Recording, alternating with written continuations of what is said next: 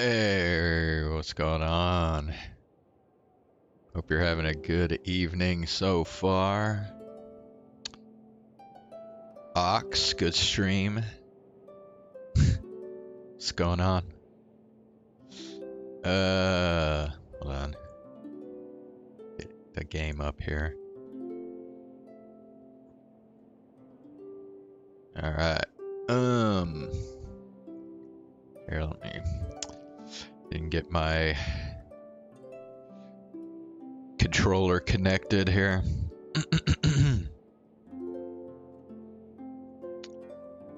Alright.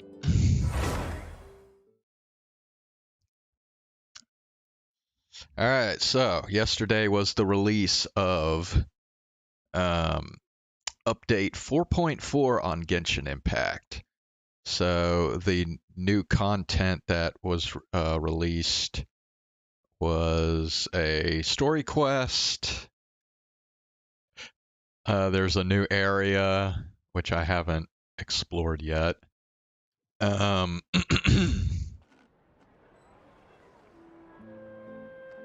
see. Okay.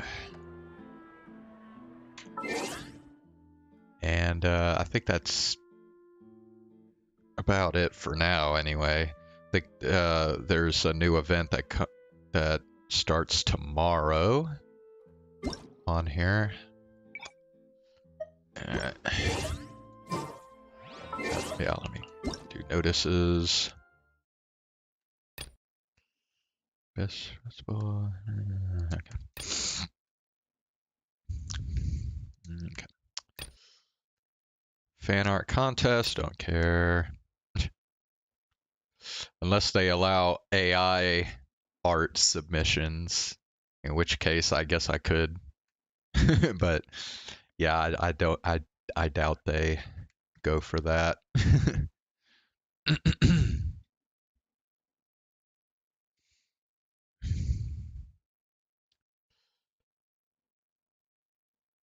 Okay, yeah, that's...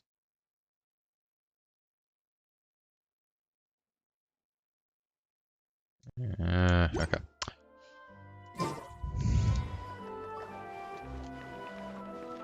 Add Astra.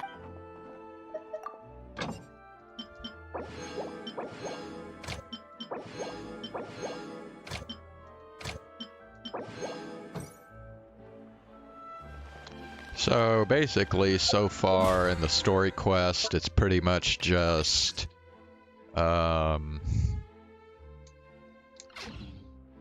well, the Traveler and Paimon realizing that Cloud Retainer has a human form, and then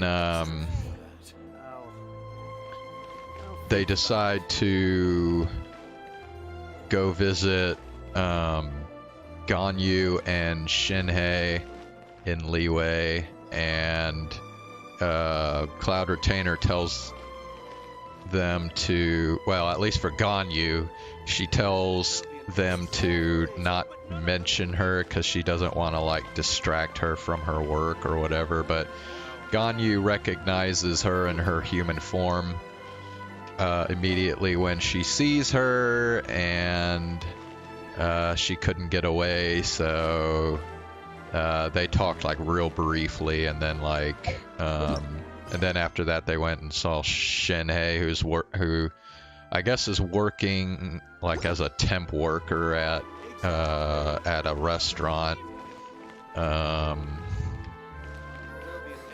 Also, the scene with Shinhei began with like two dudes like trying to riz her up, but she, you know, Shinhei being Shinhei, she just ended up scaring them off, so... yeah. Anyway. Alright. Search for secrets. Where is it? I don't see it.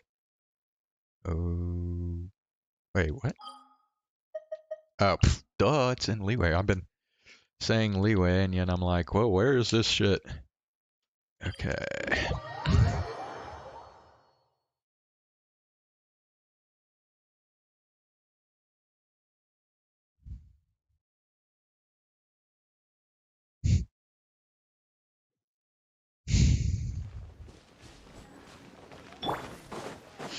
switch to second best girl now. Because Fischl got overtaken by Navia. Huh. It's you two. What brings you here? Xingqiu! Great, we found you! We wanted to ask you about something.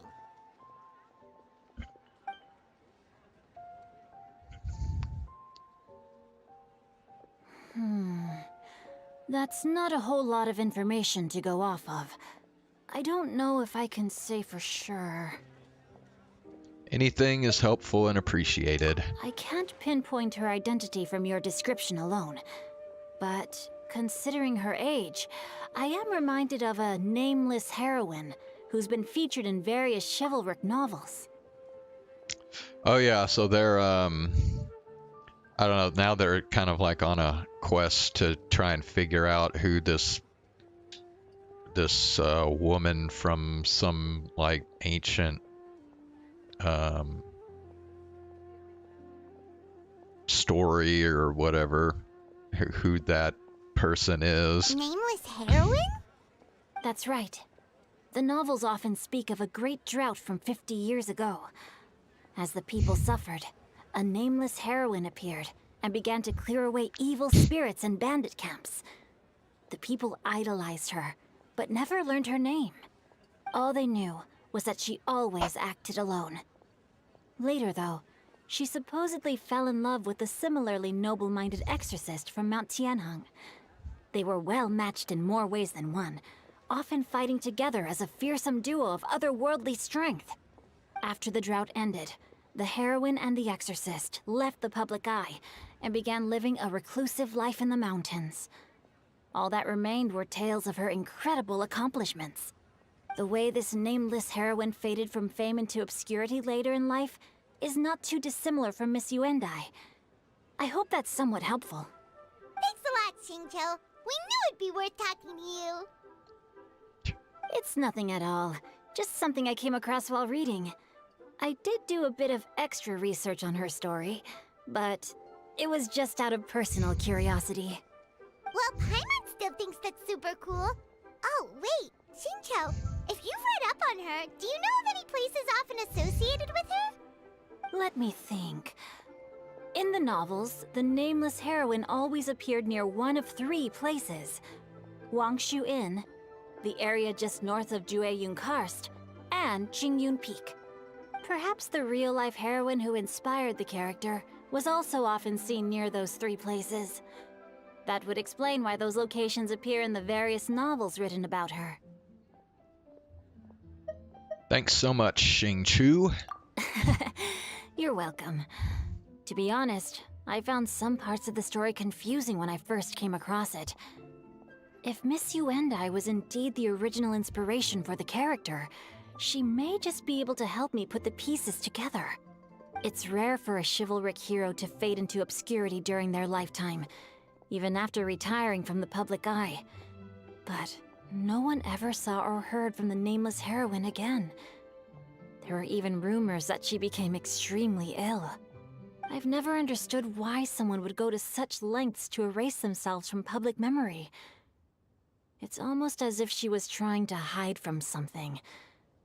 There's probably far more to the story than what's been written. We'll be sure to tell you if we manage to uncover the truth.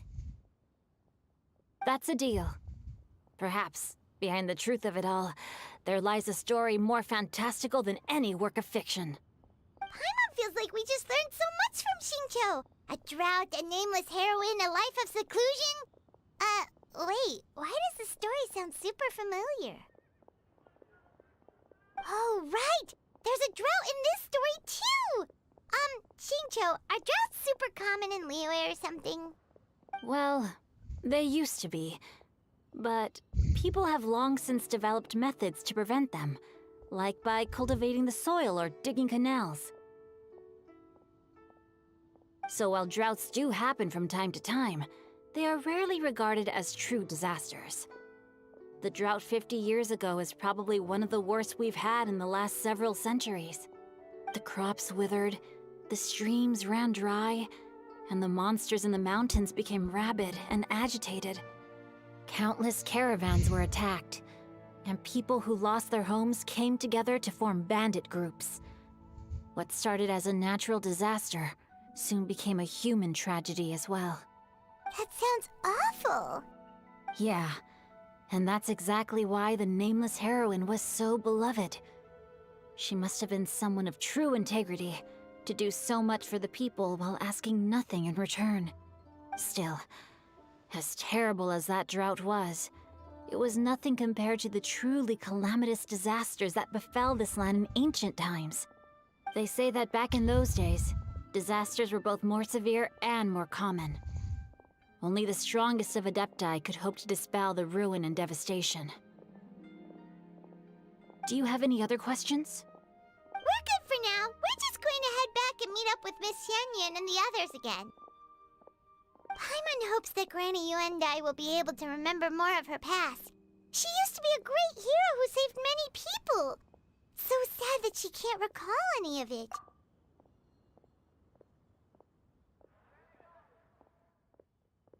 Anyway, we'll be off now. See you some other time, Xingqiu. Thank you so much for your help. It's no problem at all. Safe travels.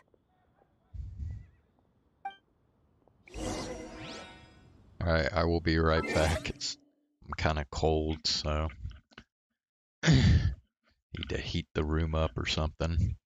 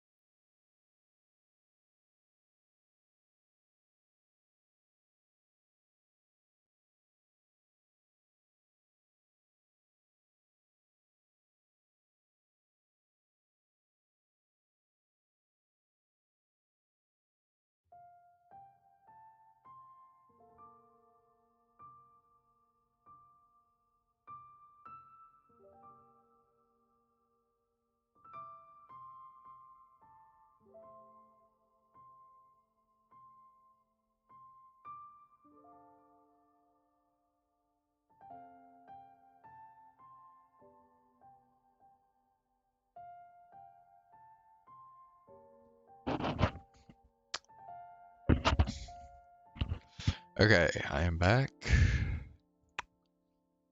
Alright, where are we going next? I can't wait to see my adorable daughter.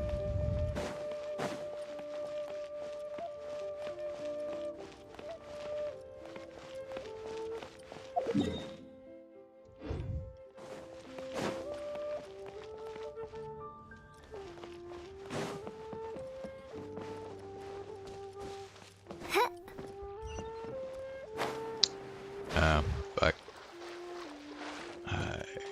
okay. Yeah, I forgot Leeway's kind of weird in some places.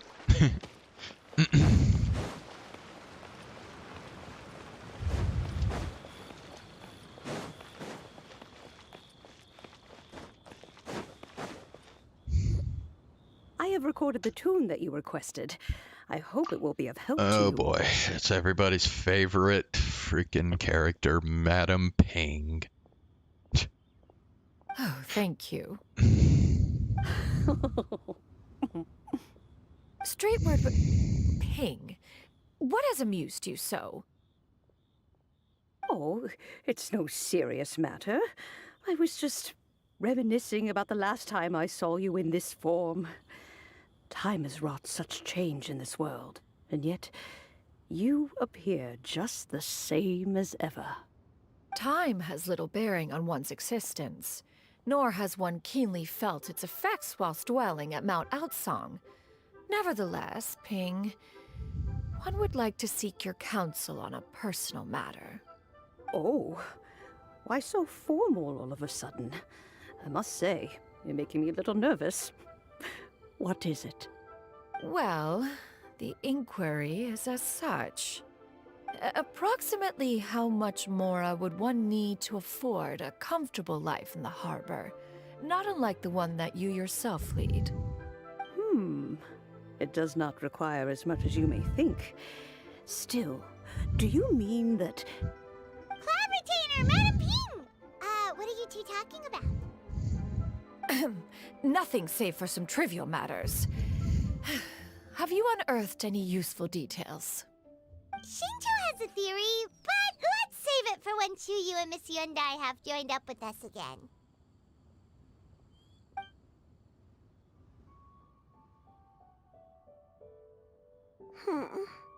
Do not be troubled, young lady. Here, have some tea. Thank you so much. What do you think, Chuyu? Does it match up with what you know of your granny? According to the story, the nameless heroine eventually fell in love with an exorcist from Mount Tianheng. Maybe that's my grandpa. I don't have many memories of him, but there was this one time I found a box in our attic full of a bunch of weird sigils.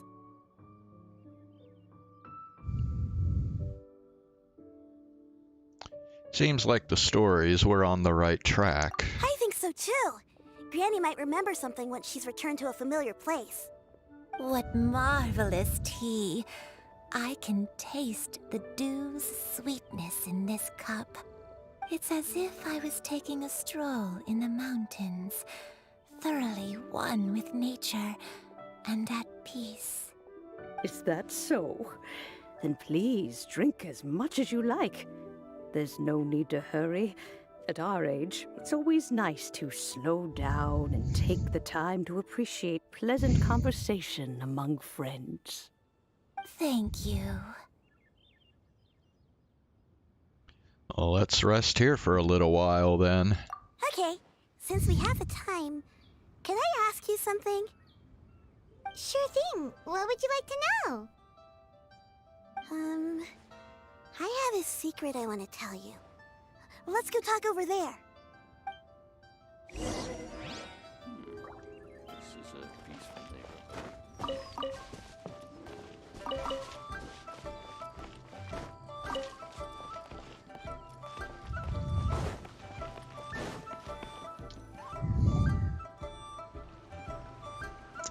What's wrong, Shiryu? Well, I've been kind of meaning to ask ever since we started talking in the restaurant. But are you guys all adepti in disguise? Oh! About that. No.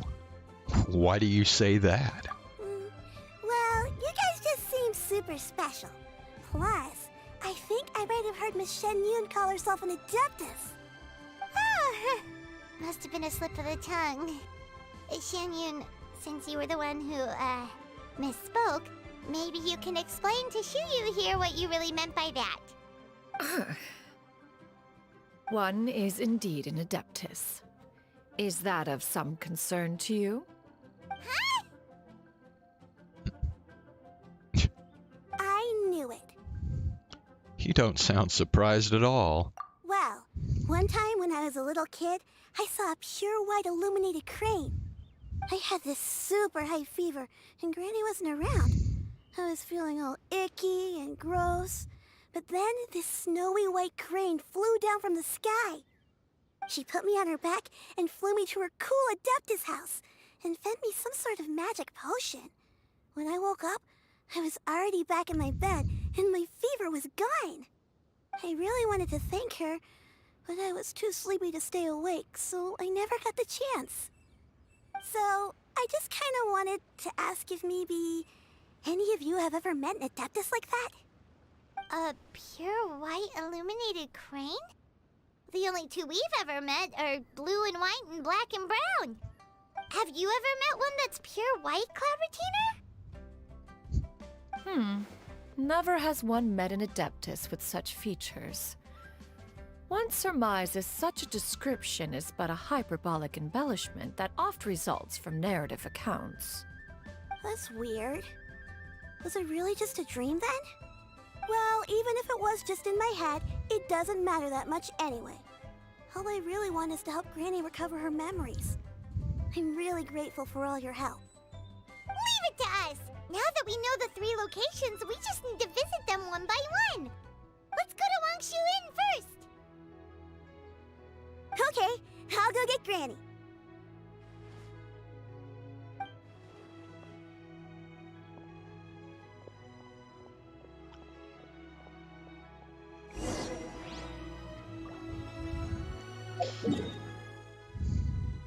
Okay.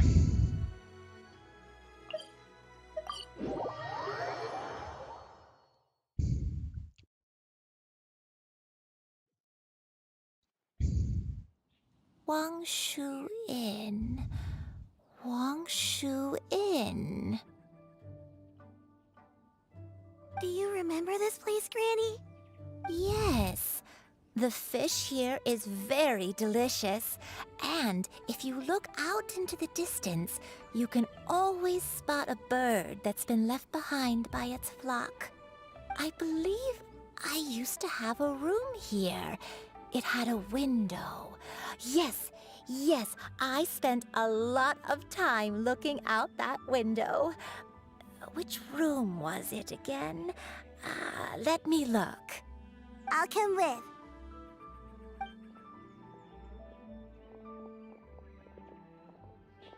Hyman's still having some trouble understanding what she's talking about, but if she's so familiar with this place, that must mean she lived here, right? Wait, huh? Whoa! Shao! What are you doing here all of a sudden? You scared the living daylights out of Paimon! I sensed a non-human presence and decided to come take a look. If you're here, then there's likely no trouble afoot. I suppose there's no cause for concern. It's been a while, Cloud Retainer. I see you have returned to your previous form. Hold on a sec. Oh, yeah.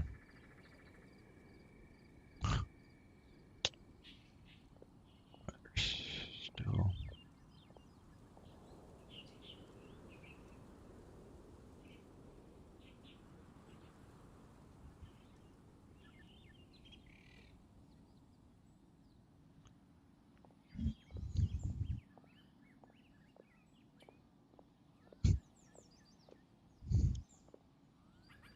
You've met her in this form before? I have indeed. I fought alongside her in this form on many occasions during the Archon War. Oh, wow! What was she like during the war? Oh, wait, let Paimon take a guess. Was it anything like this? Behold, the glory of one's newest invention, the Bang Bang Continuous Fire Mechanism. Hands up and surrender, or be prepared to face the full might of the Adepti. An impressive imitation. Paimon knows her all too well. Even so, Cloud Retainer was not always as ostentatious as you describe.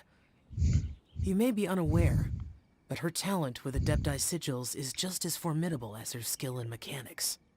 The Archon War reached its peak after Guizhong's death. The Cloud Retainer who fought beside me in those devastating battles was taciturn and solemn, only speaking when she had to activate her sigils. A Cloud Retainer who barely talks? Paimon can't picture it. But what happened after that? If you were so powerful in your human form, why did you decide to take up your bird form again? Once one had bid farewell to the world of mortals, what use would one still have for such a shape? When dwelling between mountain and forest, away from the struggles and troubles of the mortal world, a mortal form is hardly the most fitting of choices. After the war, Cloud Retainer retired to Mount Outsong, only revealing herself to the occasional visitor, and always in her avian form. Although I do believe there was an occasion some 30-odd years ago when she decided to don her human form. I believe it was for the purpose of... One believes there is little need to relive bygone matters. Granny, are you okay? Back then, at this place, Perhaps this conversation should end here. I shall take my leave now. Should you encounter any trouble, you need only call my name. However, given that you are traveling with Cloud Retainer, I trust you are in good hands. Everyone, think Granny is finally beginning to remember her past. Slowly now, calm your mind and recount what has been recalled. A long time ago, I stayed here to recuperate from my illness. Huh. So what Shinto said was true! You did fall ill! Was that why you went into hiding? I don't remember. I'm very sorry, but I can't even remember the name of my illness. The only thing I can remember is that it took a great toll on me, and there was no cure for it. I was confined to my room in Wangshu Inn, where I spent many days unconscious. I'd come to every once in a while and stare at the migrating birds outside the window. It was a solemn sight. I remember crying, but I'm not even sure I knew why. One day, I met a traveling merchant. Upon hearing of my illness, he sold me a bottle of soul-revitalizing tea pills. He told me that the pills were concocted using Adepti blood and could be used to alleviate my symptoms. Sure enough, I made a full recovery. My illness remained dormant for several decades after that. So the dementia you're suffering from now is actually... Wait, but if your illness remained dormant for several decades, are you saying that what you're going through now is just a relapse of what happened all those years ago? And it was all thanks to the pills that you managed to keep the symptoms in check?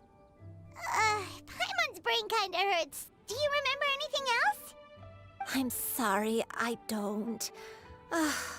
Oh, if only I wasn't so useless. Hey, you're not useless. You've done so much for me. Watched me grow up. Raised me. How could you say that about yourself? Oh, fret not, dear child. Granny was just a bit frustrated. That's all.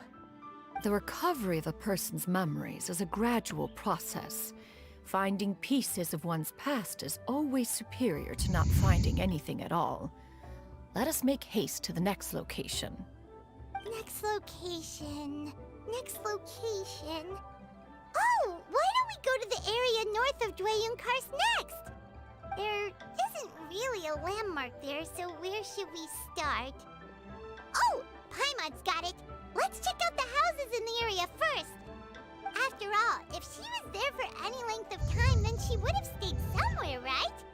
Oh, Paimon's really got her thinking cap on today. At this rate, we'll recover all of Granny Wendai's memories in no time.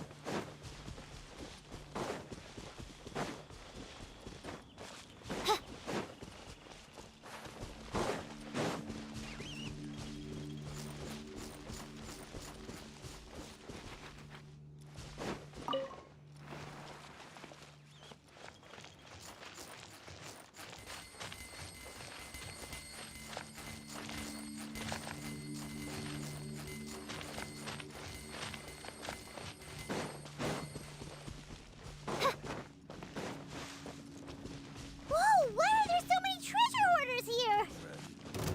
Guess it's time to round up some bad guys. Wait, what? Midnight Phantasmagoria. Strike a pop! Be sanctified.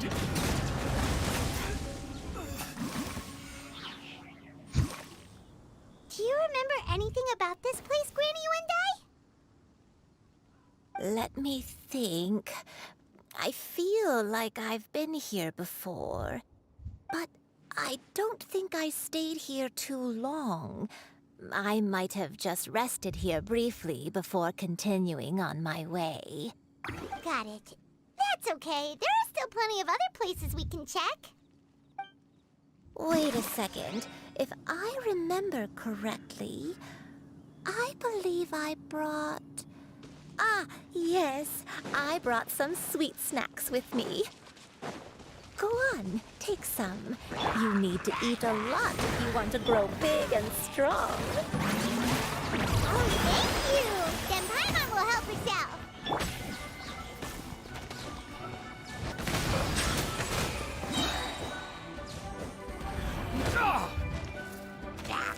The tides beckon.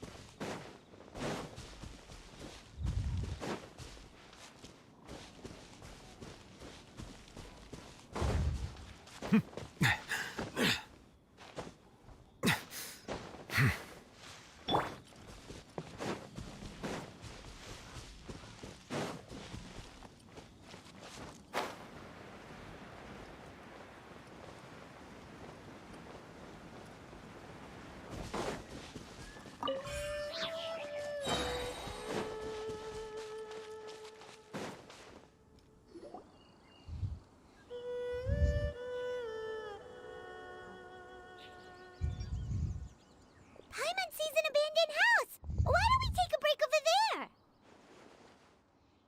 This place... it's...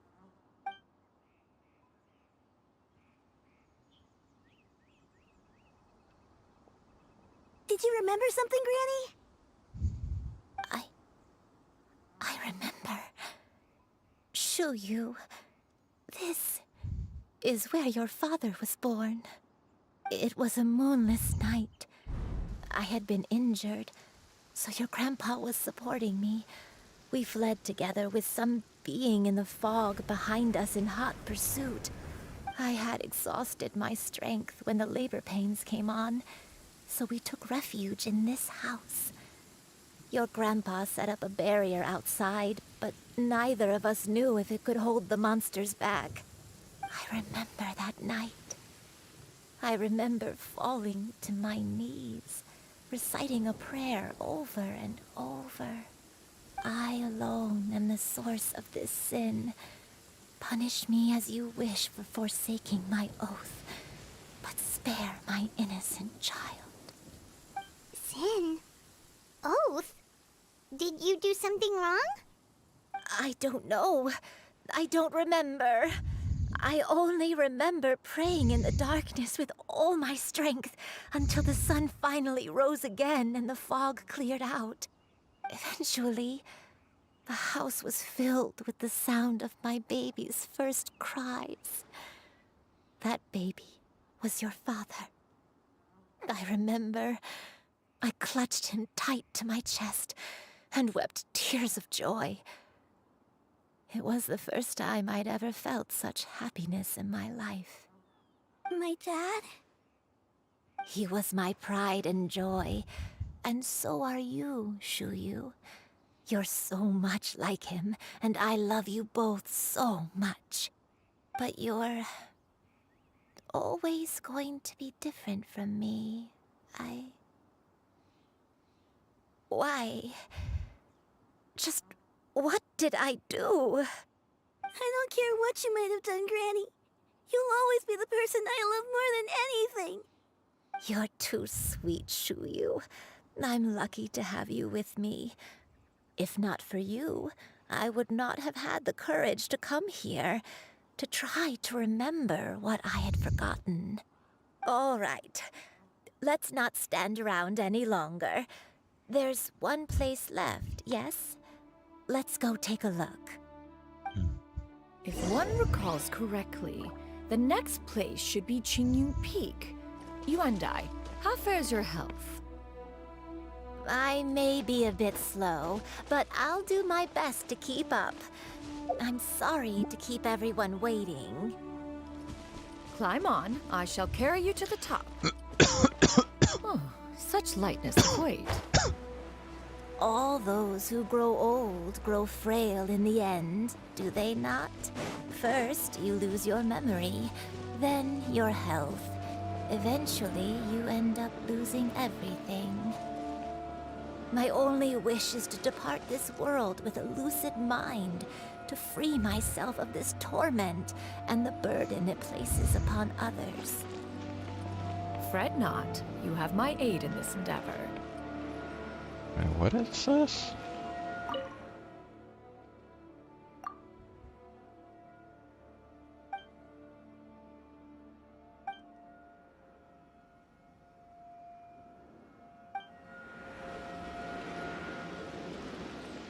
Okay. Maybe this is something I did like a long time ago and I just don't remember.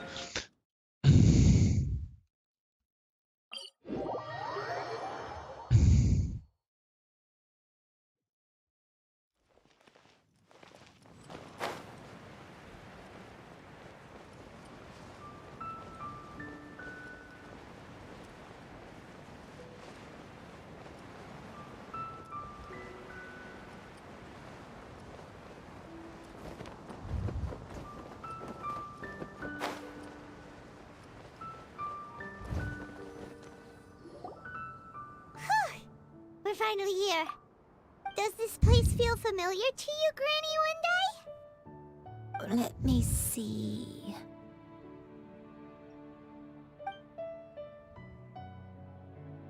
How strange. Have I lived here before? Take your time. When we were at Wangshu Inn and the abandoned house earlier, though I couldn't remember everything, I still felt a sense of familiarity. I could easily picture myself in those places. But here, I don't have that feeling. Perhaps I did come here in the past, but it just didn't leave a strong impression on me. But did the stories get it wrong then? We can't expect them to get everything right. Yeah, that's true. But they're also the only thing we have to go off of. Paimon was hoping this place would jog Granny Wendai's memory just like the others. I'm sorry to disappoint you too. It's all right. We're not going to give up yet. We'll figure something else out. Just you wait. Thank you. If only I could remember. Huh? That way. What's that mountain? Oh, let Paimon look! Huh? Isn't that Mount Outsang? Looks like we've come full circle. Mount Outsang. Mount Outsang. Granny, are you okay? Don't push yourself, Granny. It's okay if you can't remember. You shouldn't do something that makes you sad. Mount Outsang, What am I really? Mount Outsang holds some familiarity to you? It does, but I can't go back. Are you feeling unwell? My head, it feels all heavy and dizzy. What is wrong with me? Cloud, Miss Xianyun, is there anything you can do? Let us go to Mount Outsang. But... Fret not, all will be well. You and I, you have already given more than enough to the pursuit of this endeavor. You may leave the rest to me. I've prepared something that can aid you in suppressing the fear in your heart and restoring your lost memories. It currently resides at Mount Outsang. Wait, really? When did you do that? I never leave anything to chance. All will reveal itself when we arrive.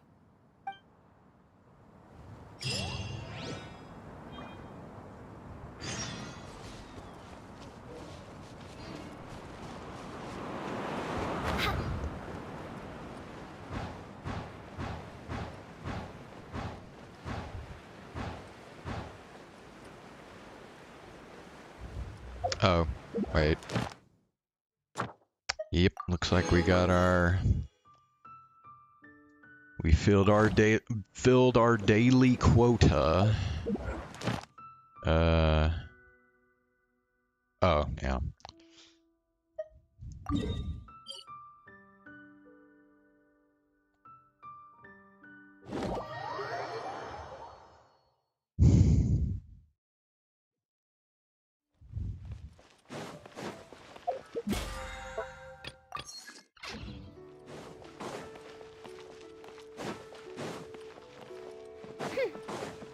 Ad Astra. Thank you for All right.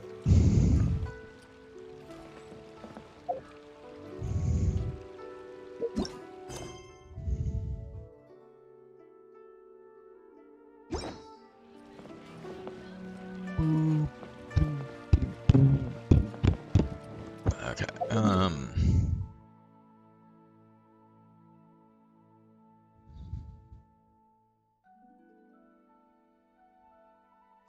I'm trying to remember what I was trying to do with Farina. I'm trying to level up her talent, I think. Yeah.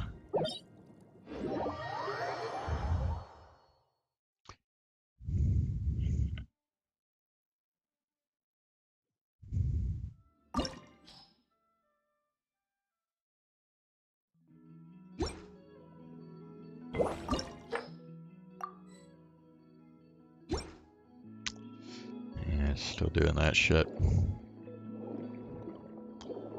Alright,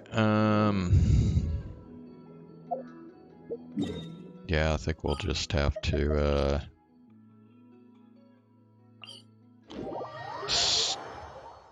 we'll just, switch over to Chaos Head.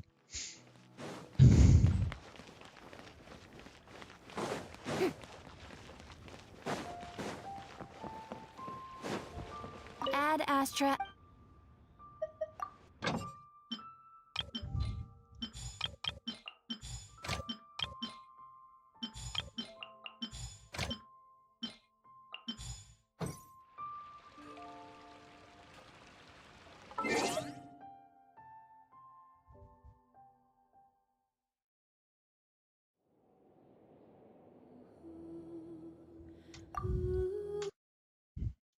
Alright.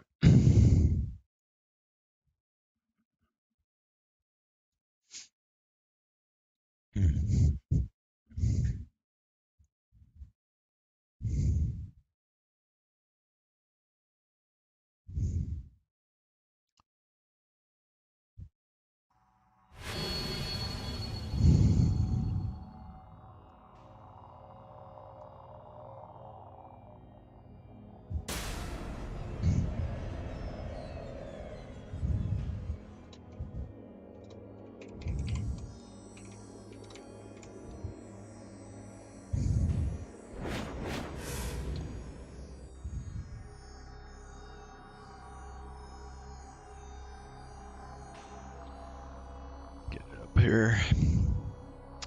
Okay.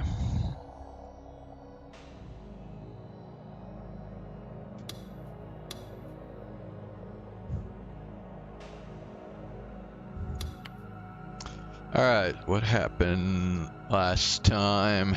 So I streamed this yesterday, actually, and basically it was pretty much just different characters kind of wandering around the devastation that was left after the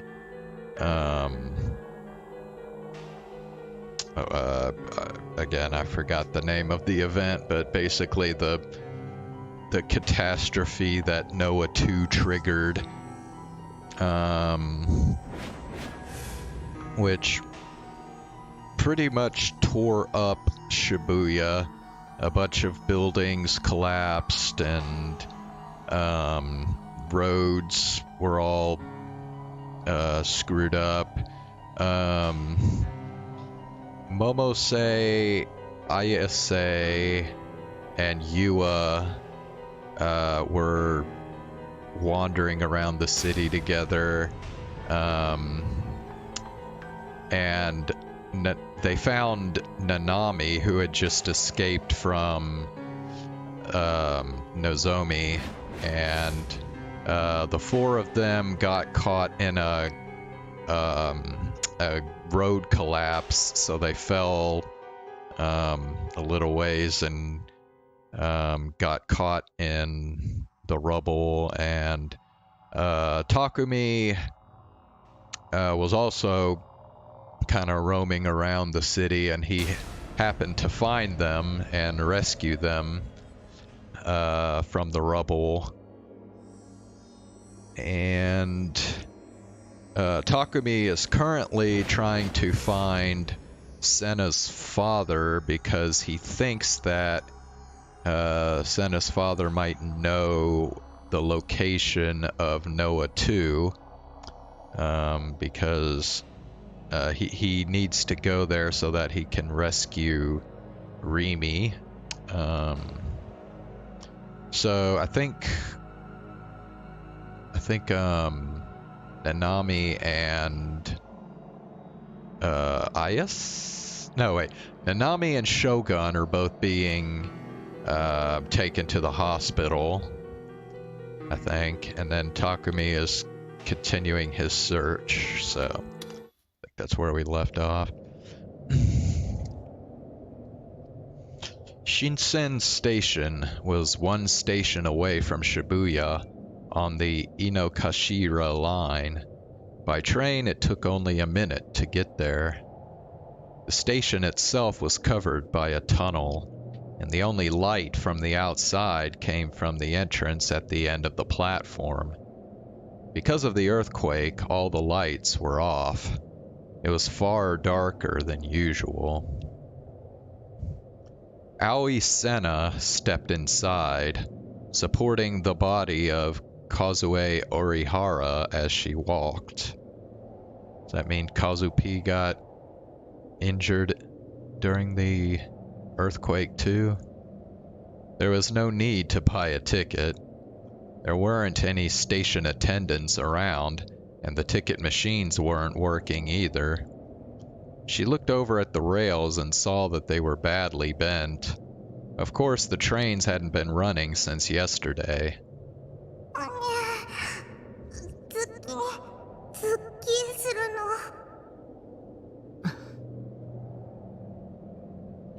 Kazue's left leg was covered in blood. She'd cut it badly on glass during the earthquake. Senna had tried to stop the bleeding with a towel, but the cut turned out to be deeper than she'd thought. Kazue was going to need real medical attention. Gigalomaniac powers couldn't heal injuries. The pain made your brain realize the injury was real, whether you wanted it to or not. You couldn't create a shared awareness that the injury didn't exist. You couldn't make it so it never happened. Your human instincts wouldn't let you.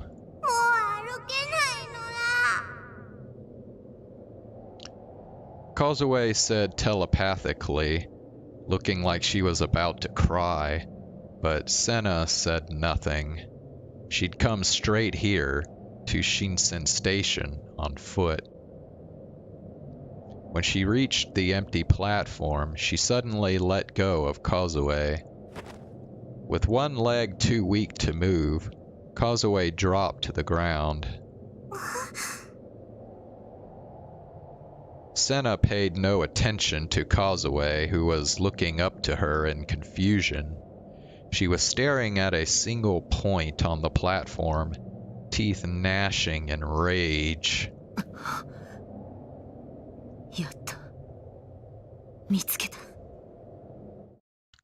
She was staring at a figure sitting on the far end of the platform.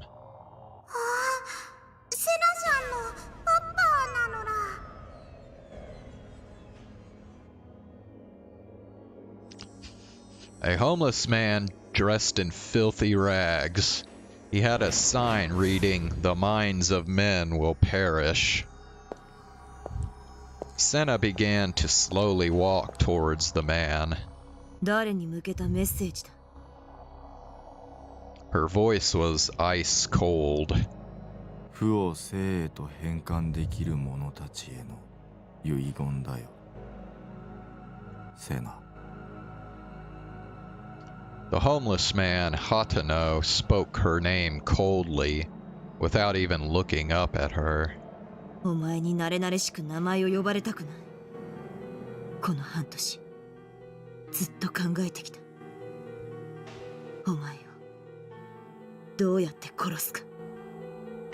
ありがとう。どうして礼を言う？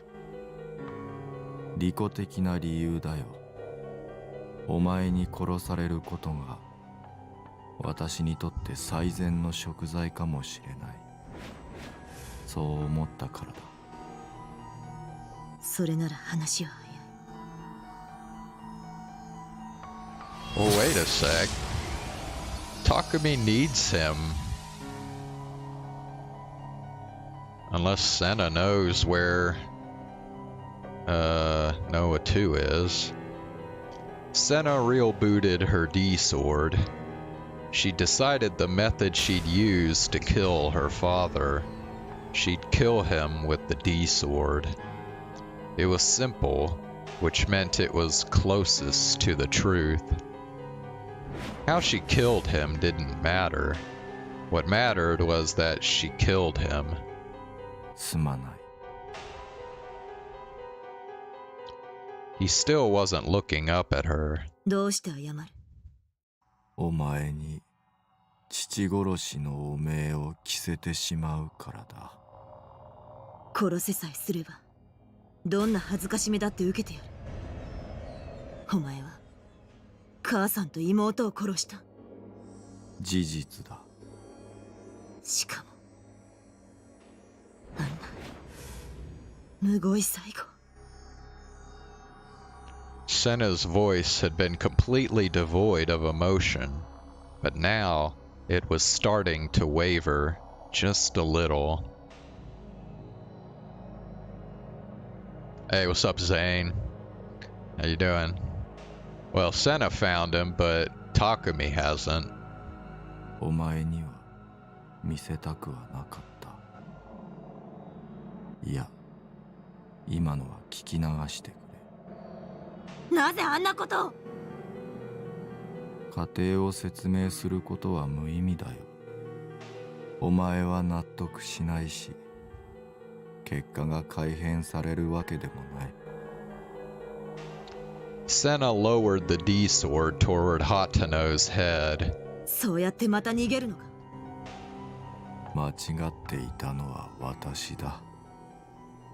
それが全てなんだ。 You found him? Who? What are you talking about?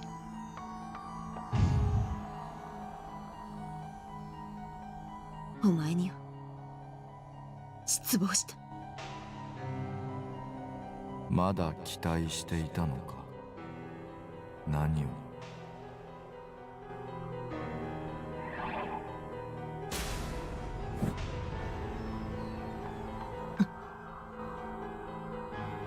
人を含めて世界はすべて電気仕掛け。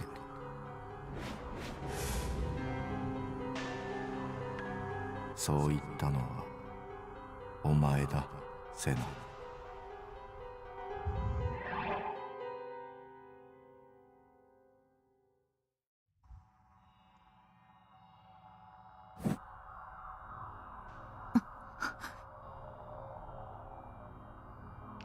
Senna's shoulders were shaking. For almost 3 years, ever since Hatano had begun the Mana project, the two of them had barely seen each other. And yet, he'd seen through her almost instantly.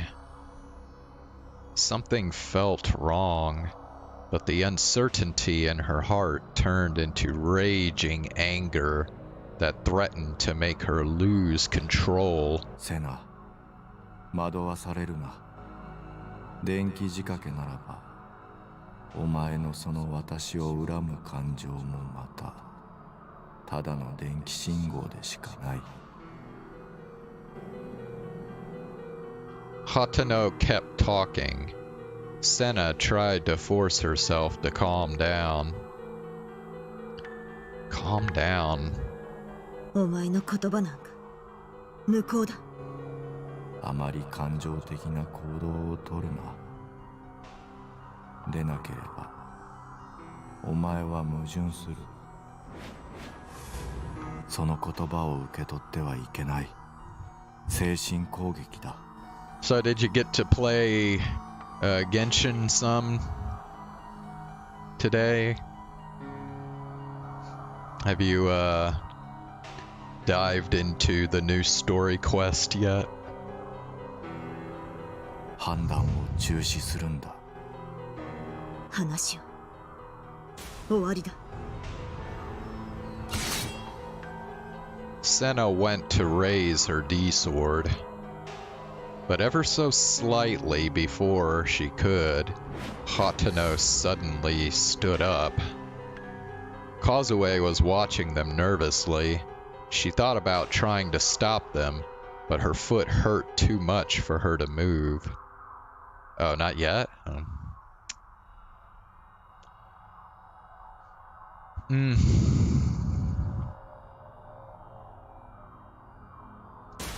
She wasn't sad, but in her heart, she was sobbing. Hatano walked toward her with broad strides. Senna was slow to react, so she changed her stance to strike him when he got close. But when she went to move, she slipped on some loose stones. Oh, you'll play on your 1 week break from work?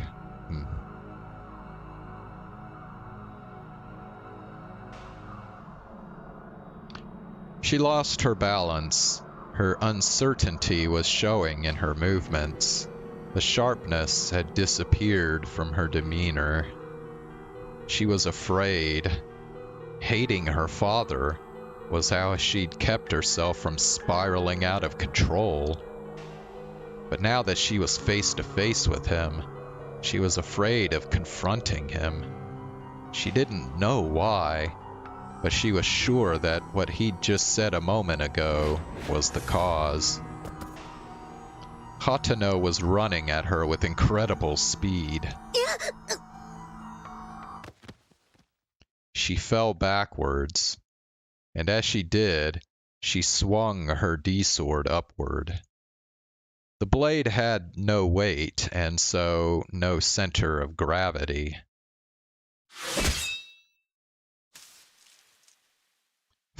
First it cut through the tiles on the platform floor, and then it sliced into his shoulder. The cut was clean, like a hot knife through butter. Senna was pushed backwards by her father's hands. Red blood spilled from his wound. There was a look of relief in his eyes. Senna bit her lip, just as something struck him in the chest. It passed through his body from behind before whizzing by Senna's cheek. Blood poured not just from his shoulder, but from his chest as well. The crimson liquid spurting from the wound splashed onto Senna's face. A bullet? Senna had fallen flat on her back. She looked up quickly and tried to find the man who'd fired the gun.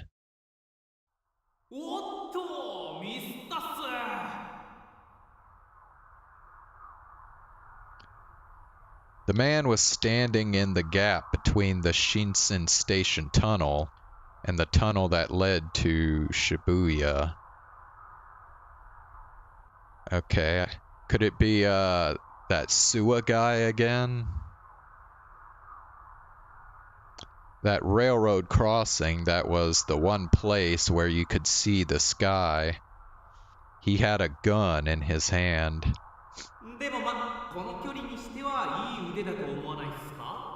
Yeah, that's Sua. That's his voice. Senna's father fell down next to her. His chest was already covered in blood. Had he protected me? Me of all people? Senna looked in disbelief at the blood spreading across the station's floor tiles.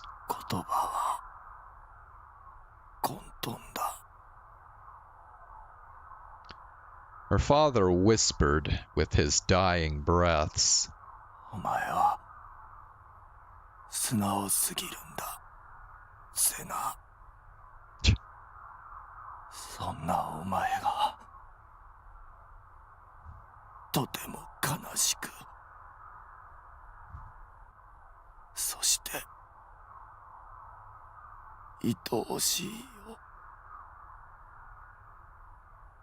The bullet had been aimed at Senna, and Hatano had saved her.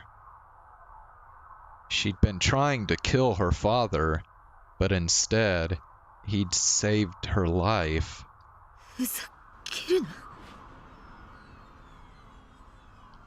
Senna's grip on the blade tightened.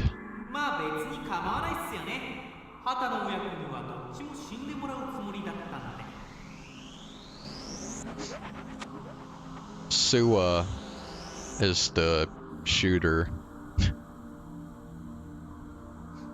Why? Who knows? They haven't really explained Sua's actions yet in this visual novel, so couldn't tell you. All I can guess is that Sua is somehow connected to the Nozomi group, but yeah. A strange noise was echoing across the platform. Senna instantly realized that it was being caused by NOAH 2. How long had it been here? She felt infuriated. Infuriated at the man with the gun who'd interrupted her after she'd finally found her father. As she stood up and looked at him, a baby's cries suddenly echoed across the dark platform. Senna suddenly felt something different in her hands. For some reason, instead of a sword, she was holding the rotted, desiccated corpse of a baby. She threw it away, but then she realized it was her own sister, who she'd seen just one time. Senna began to feel uncertain once more. She couldn't take her eyes off of it. She couldn't forgive herself for throwing away her little sister, for finding her appearance disgusting.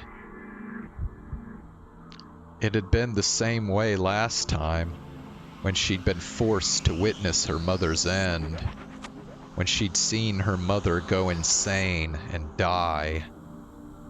When she'd seen that, it wasn't just sorrow or fear that she'd felt. The thing she'd felt most was disgust. That feeling had lingered in her heart as a sense of guilt, and she'd been averting her eyes from it through the act of hating her father.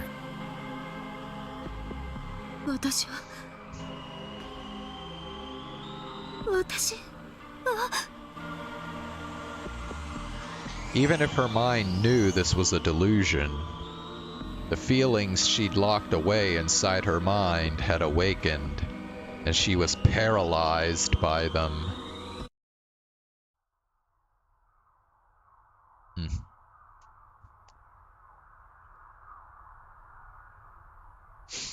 And it wasn't just Senna. Kozue was the same way.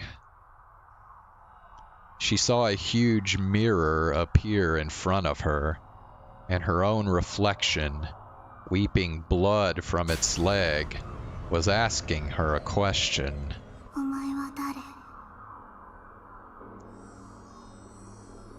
Kozue was frozen in terror. Huge tears rolled down her face. The wound she wanted to forget, the past she didn't want to remember. Rotted tears were pouring up from her heart. She wanted to run away. She wanted to look away, so she wouldn't have to see the mirror. But her body wouldn't move the way she wanted. The girl in the reflection wasn't crying at all.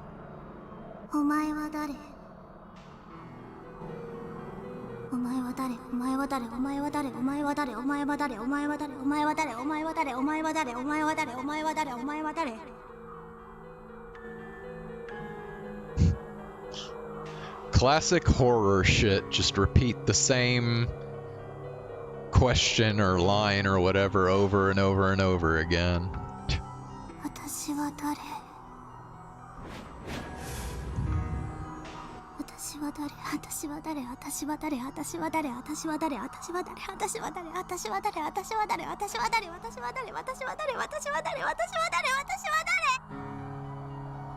Damn.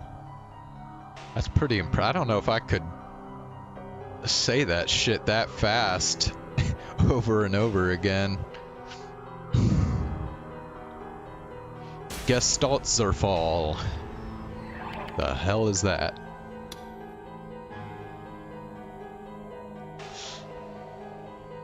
The name of a psychological concept where a person can see things but no longer identify what they are.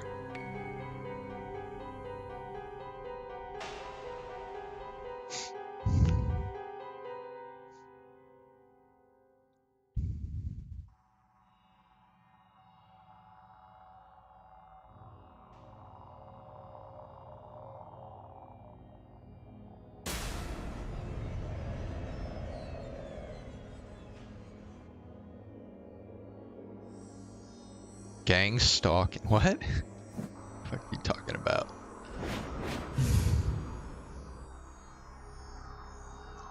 Just like when she'd lost the power to speak, just like when her mind had broken. The person in the mirror, the one asking the questions, ceased to look like her. She couldn't be sure of the sound of her voice. She couldn't be sure of the way her hair looked.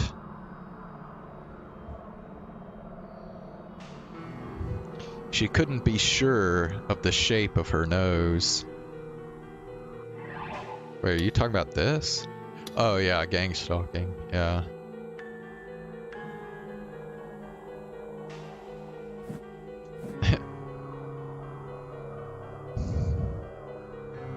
She couldn't be sure of the color of her eyes. She couldn't be sure of the thickness of her lips. She couldn't be sure of her appearance. She couldn't be sure of her own face.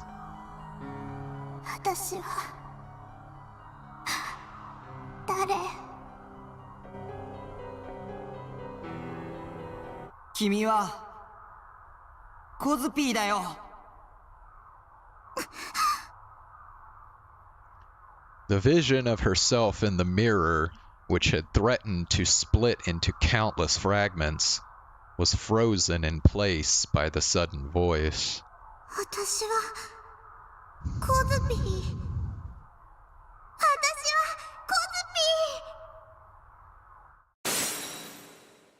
Her identity solidified once more. Kozue came back to her senses. The huge mirror in front of her shattered. Kozue searched for the voice of the one who'd saved her. And there, In the corridor leading to the turnstiles, she saw him. She screamed his name with the voice she thought she'd lost forever. Her real voice.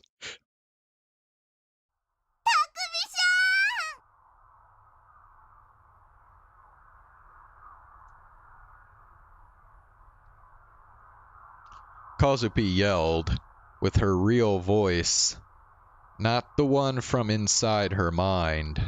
I realized it was the first time I'd actually heard her speak. It was thanks to Kazupi that I was able to get this far. Oh no, Kazupi's just her nickname. I'd heard her screams for help all the way from the police box at Dogenzaka Hill.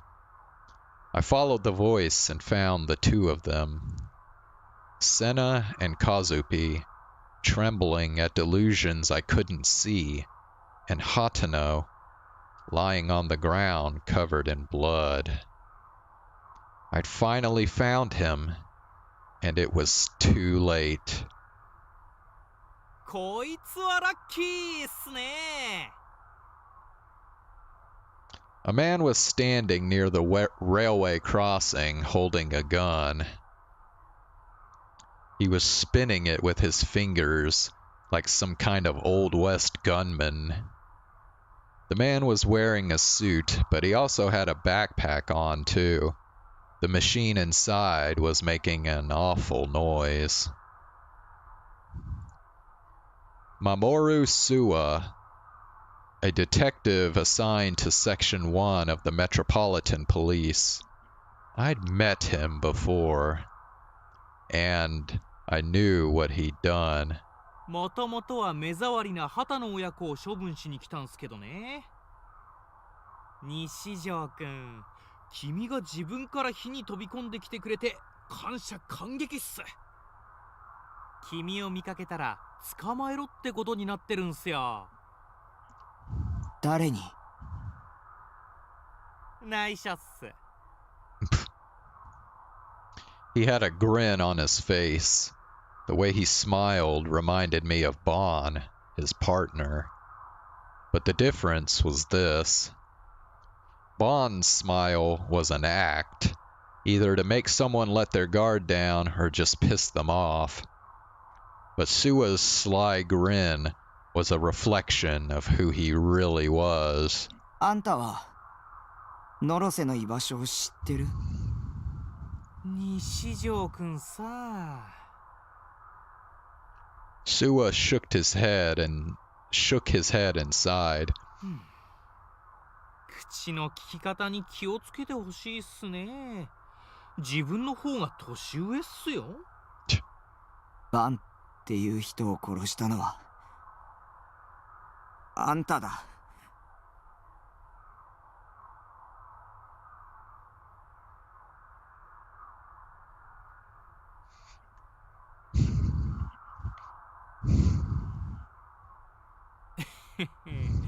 だから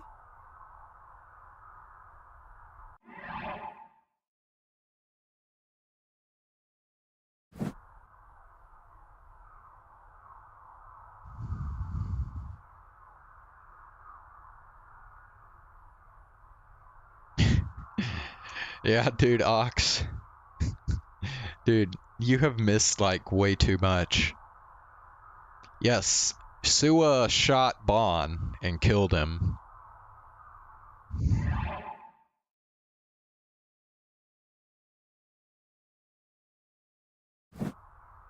刑事のくせに人を殺すなんて。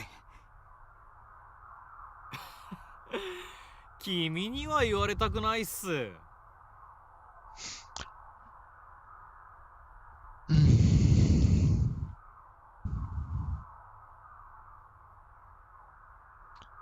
I guess that sort of stuff doesn't play well with New World Order stuff. He just shooting people. あんたみたいなやつに敬語を使う義理なんてないよ。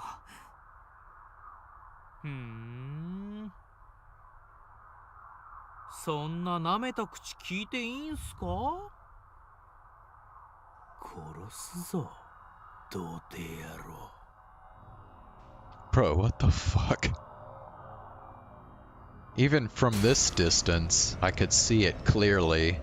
The way the smile disappeared from his face. And then, without taking a step from where he was, he waved the hand that wasn't holding the gun.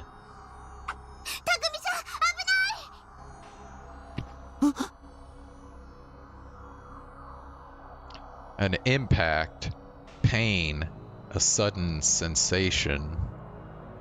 I looked in surprise at my shoulder and saw a cross-shaped object I recognized sticking out of it. No, it wasn't a cross. It was a stake. The cross-shaped stakes used in the crucified murder. It was so fast, I hadn't even seen it hit me. In the darkness of the station, I hadn't even realized it was coming at me. Sua had thrown it, and from that distance, with perfect accuracy. I tried touching it. It felt cold and smooth. Was it a delusion? Or real? The pain was getting worse. The strength was draining from my hands. I couldn't hold my D-sword anymore.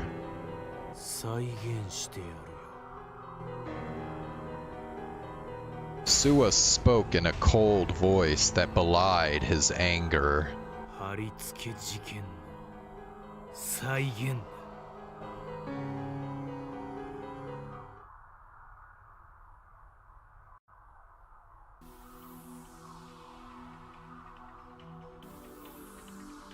Bruh. Another of the cross-shaped stakes appeared in Sua's hands. He flung it at Takumi Nishijo, barely keeping his raging anger in check. The stake ignored air resistance and all other physical laws.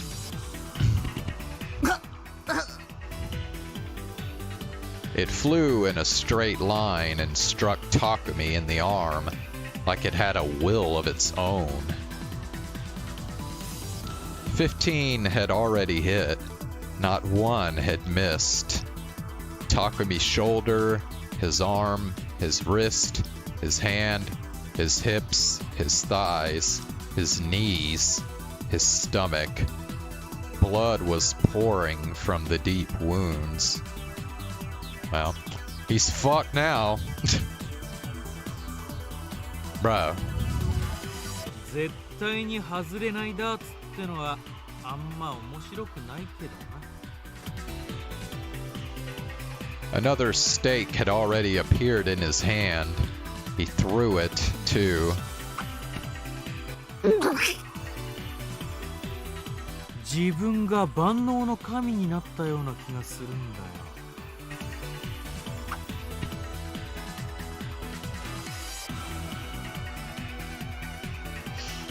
He can't even hear me, Sua thought.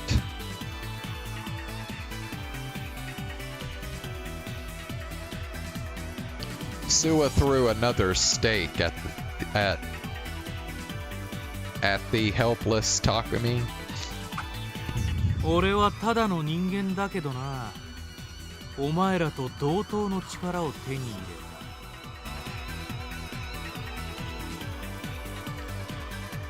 Every wonderful thing that was happening was because of the NOAH 2 in Sua's backpack. With this terminal, he didn't need to be close to NOAH 2 to benefit from its power. He could become an artificial gigalomaniac. Sua had given himself over to this wonderful power. Sua was a brave soldier. willing to do whatever he had to for the sake of his leader and his church's teachings. この力は神からの贈り物だ。信仰のため、信じる者のために戦えるんだからな。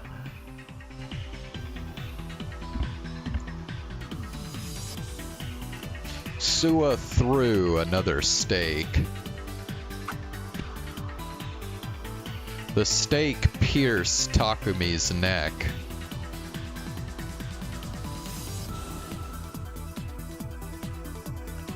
Sua's heart was filled to the brim with cruel joy. He wondered just how much pain Takumi could endure. Like torture, Sua was gradually bringing him closer to death.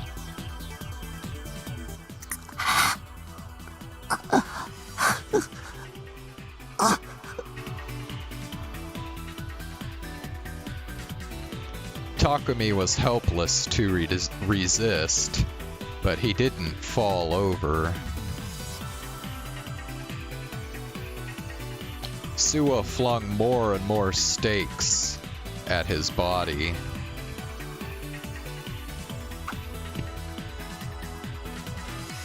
Different texts.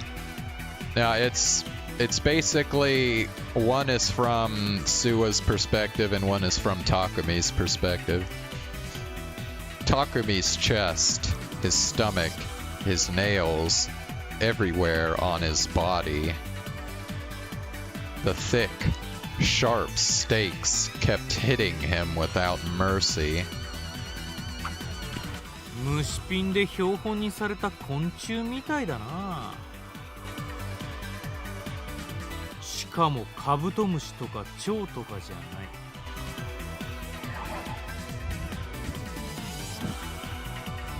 お前みたいなガキにはコガネムシあたりがお似合いだ。Takumi couldn't even stand now. Sua couldn't understand how he hadn't fallen over yet. But he probably wouldn't last much longer.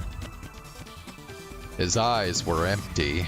He probably couldn't see anything anymore. 遺言があるならいいな。ただし20時以内だ。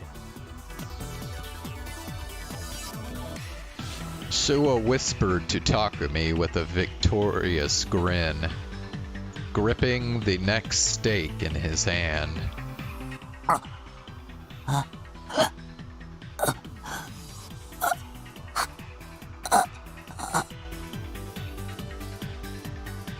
The next one would kill him. さっき童貞やろうって言った。傷ついたのか。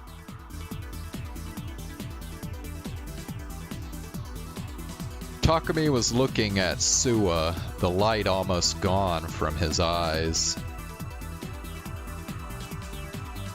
これが最後の一本。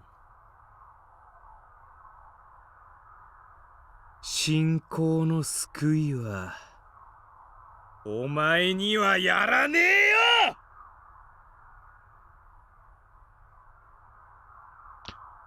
You've missed quite a bit.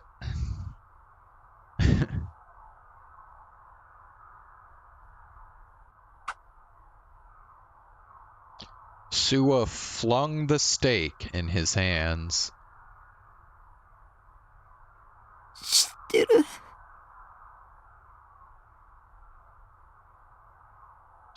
This stake would be the fatal one. This stake would be the one that delivered the promised gospel.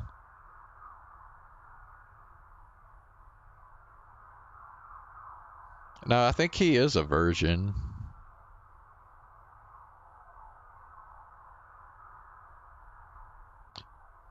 And the one it would kill was... 童貞の妄想力はすごいんだ。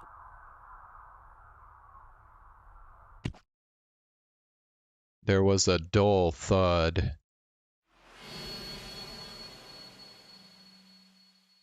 The stake embedded itself deep within the forehead. The terrible, overwhelming pain I'd been feeling vanished from my body like it had never been there at all. I took a deep breath and ran my tongue across my dry lips. There was a single cross-shaped stake in my hand.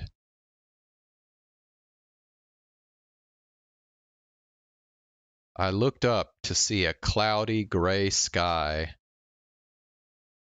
復活の奇跡は物語で妄想なんだ。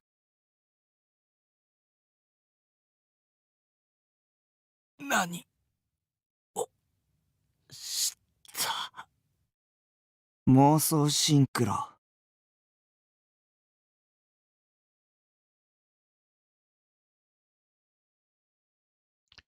An invasion of the mind. Like two wavelengths resonating, melting together. This altered the causality another created. I'd switched them. I could see from Sua's face that he thought it was impossible. He didn't believe it. 神の先兵ならメシアと同じように朽ち果てろ。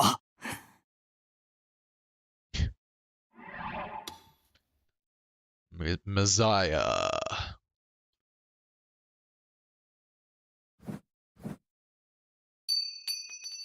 I flung the stake aside. The light was rapidly fading from Sua's eyes. それと僕は救いなんかいらないよ。Sua didn't say a word. He had died on his feet.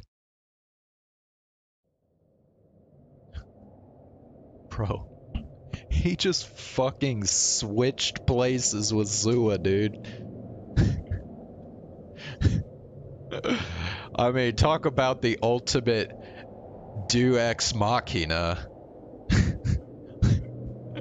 Like shit, dude.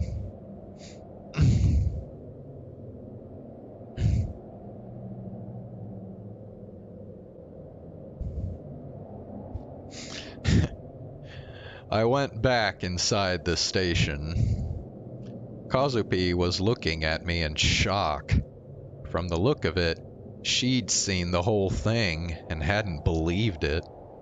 Her leg was covered in blood, and it looked like she was in a lot of pain.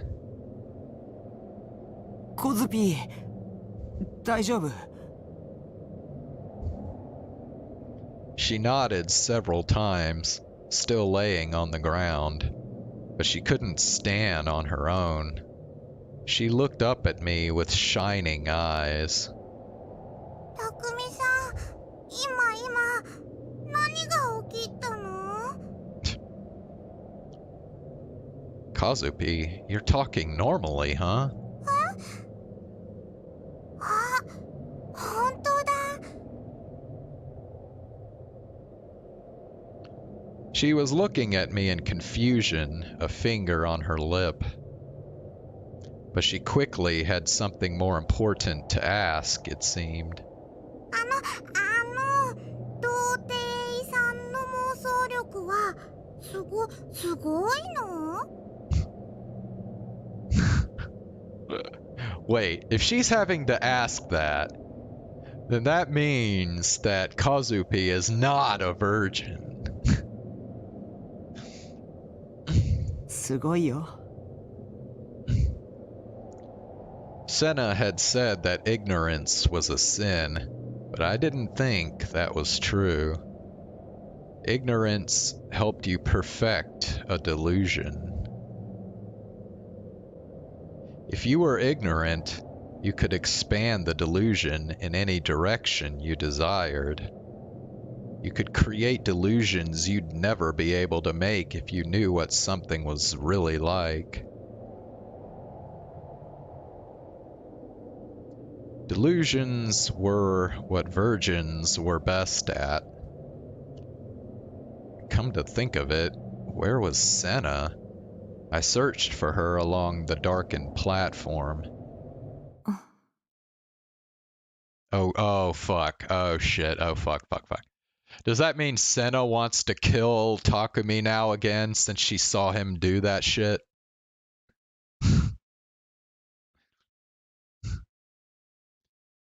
Senna was standing on the platform, body slumped. At her feet was... Hatano-san. Issei Hatano, lying in a pool of blood. He wasn't moving at all. Even I could tell he was dead. I hadn't made it in time. I thought that if I found him, he could tell me where NOAH 2 was, but... NOAH 2は渋谷駅のすぐ横にある。え?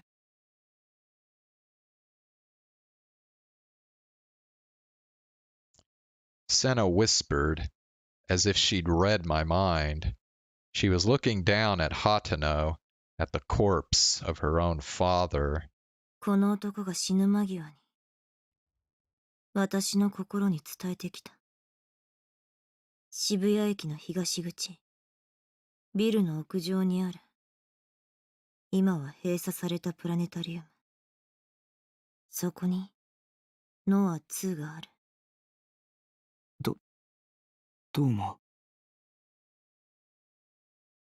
I wasn't sure if I should say anything to Senna or not. She'd hated her father. She'd wanted to kill him. Her wish had been granted, but now she looked so sad and alone. くそ。私をかばって、それで罪を償ったつもりか。Senna's words were directed at her father, who was now gone forever. お前は自分の罪を認めた。その上で私に見せつけるように自殺したようなものだ。許せない。私はお前を許さない。セナさん、心が泣いてるの。本当はお父さん殺したくなかったのら。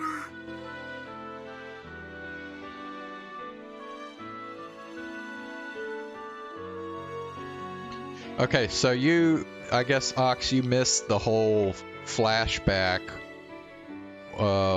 involving Hatano, his experiment that he did with Nozomi, I guess. But yes, he was doing an experiment for the sake of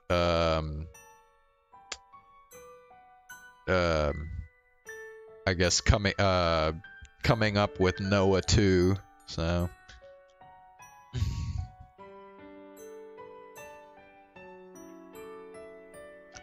just like Kazupi had whispered, Senna's strong, tough attitude was now completely gone.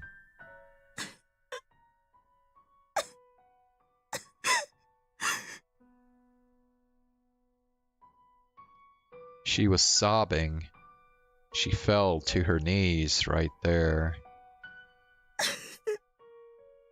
どうして生きて罪を償おうとしないんだ。どうして私を一人にするんだ。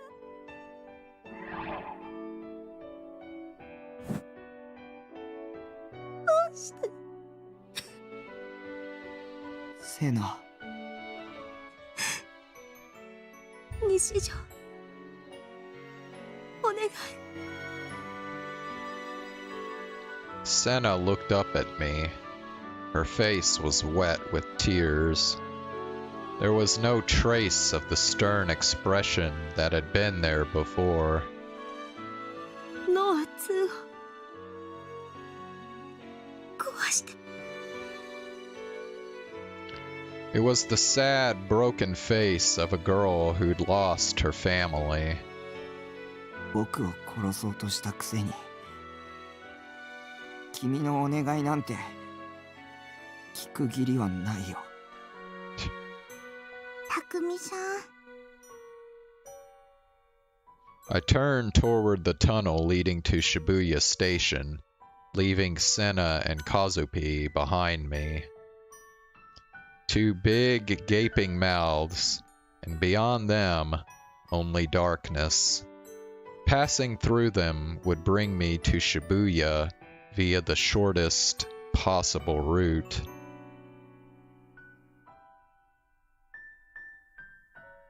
僕は僕の目的のためだけにノア2を壊す。絶対に。Senna said something, I thought, but I wasn't listening.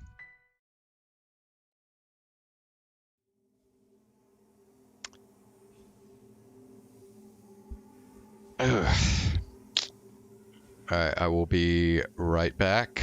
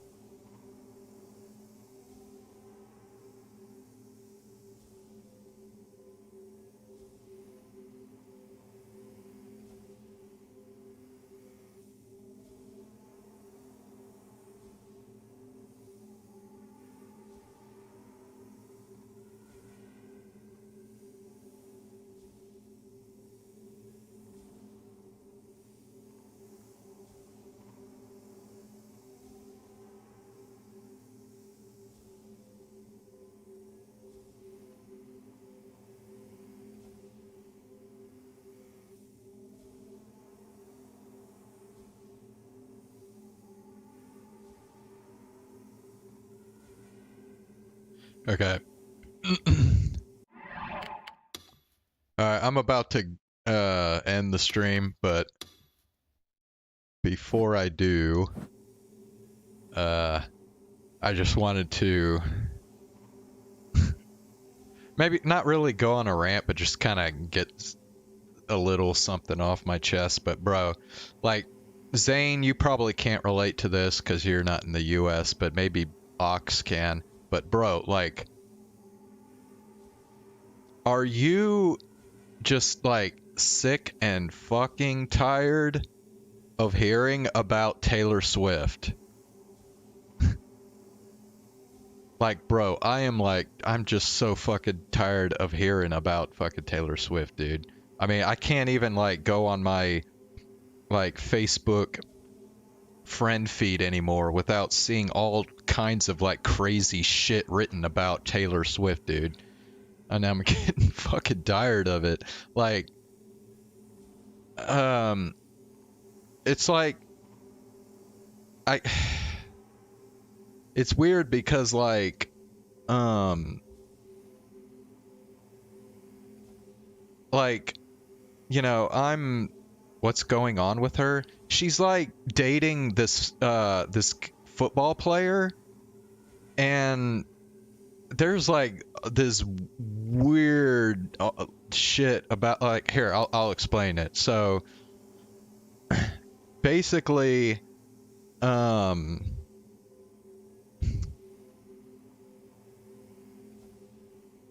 like there's like weirdo right-wingers that are saying shit about Taylor Swift. And then there's like lefties who are saying completely different shit about Taylor Swift. And I'm a lefty, right? Like my friends on Facebook, they're lefties and shit. But basically, here I'll start with the right wingers. Okay, what the right wingers are saying about Taylor Swift is that they're tired of her showing up on like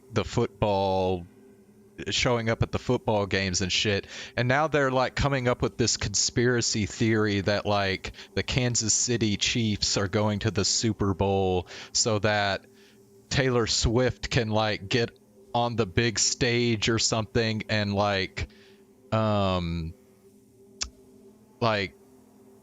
announce her support for Joe Biden in the 2024 election, and it's gonna like make all these young people like come out and vote for Joe Biden so that Trump won't get elected again. I mean, it is the most like insane shit I've ever heard. And like and the thing is like it's just weird that like we're supposed to be living in like in the postmodern times, right? And yet the right wingers seem to be trying to cling to this whole like grand narrative thing as tightly as they possibly can. It's just weird. But then at the same time, even though I'm a lefty, like the shit the lefties are saying about Taylor Swift is really fucking annoying too, because they act like Taylor Swift is like the second fucking coming of Jesus, dude. I swear. Like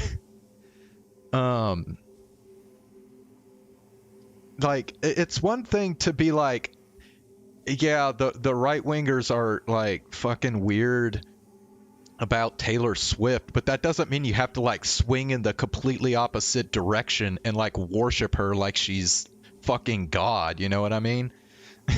Like, well, she's not a has-been. I mean, she's still like getting tons of money from music, but like, bro, I swear, like the shit I've been reading from the lefties lately, they're saying shit like she's like the greatest songwriter to ever fucking live, like better than like the Beatles, better than anybody. And I'm just like, what the fuck are these people talking about, man? Like, I'll admit that her songwriting has gotten better recently, but bro, she is like nowhere near the leagues of like the greatest songwriters of all time. Like, give me a fucking break, dude. Like, I'm sorry, but she's gonna have to write like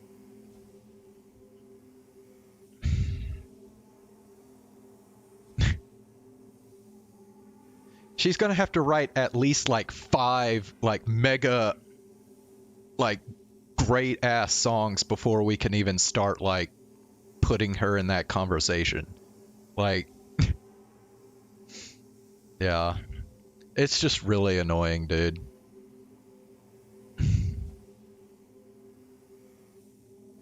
I was reading something the other day. It was this guy that was like, he was going on about like I don't know, like the hatred of men and shit. Like, men always hate men hate women and shit. And then he says some shit like, man, if you'll just like let all your hatred go, then you'll actually see Taylor Swift and the football player's relationship as adorable. And I'm just like, bro, what the fuck are you talking about? I don't give a shit about who Taylor Swift is dating. Like, what does that have to do with, like, me being, you know, misogynist or fucking hating or whatever? Like, I just don't care. Like, why is that such a big deal? Anyway. So that's what's going on with that. I just thought I would throw that out there. Cause like, bro, I don't know. It's just weird how like, I mean, Taylor Swift is nothing new, right? I mean, she's been like a huge pop star for like 10 to 15 years now. And just seeing it just explode like it has lately is just weird. like, bro, we've been hearing about Taylor Swift for so long now, for over a decade. Like, why can't we just like move on, please? Fuck. Anyway, that's about all I wanted to say about that. But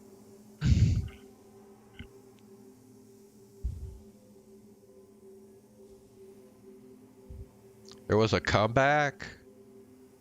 I think it's like I said, I think it's more just because, like I said, her songwriting has improved some in recent years, like maybe the last, I don't know, 2 to 4 years or something.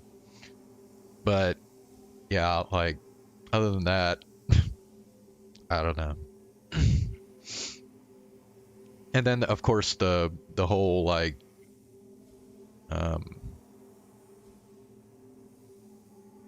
glad you got that out of your system.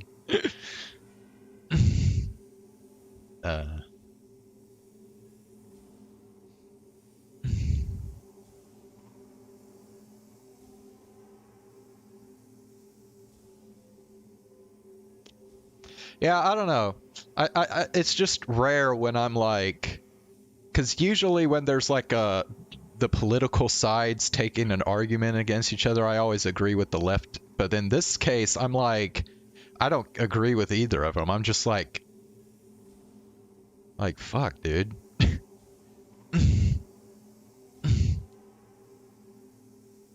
Anyway. All right. Well, I'm gonna go now. So, I will be back tomorrow. And why is it a political issue? Bro, they turn everything into a political issue these days. It's just... it's stupid. Yeah, I mean, the right-wingers just can't help themselves. Like, they have to... they have to turn everything into some stupid-ass, like, conspiracy or some... like grand scheme or something. Anyway.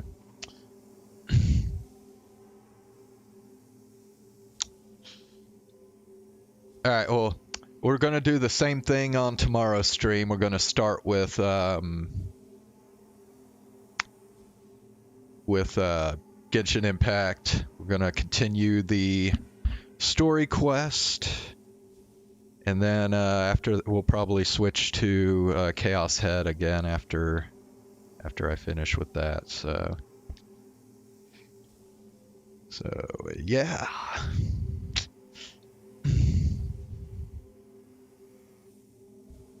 All right, guys. See y'all tomorrow. Have a good night.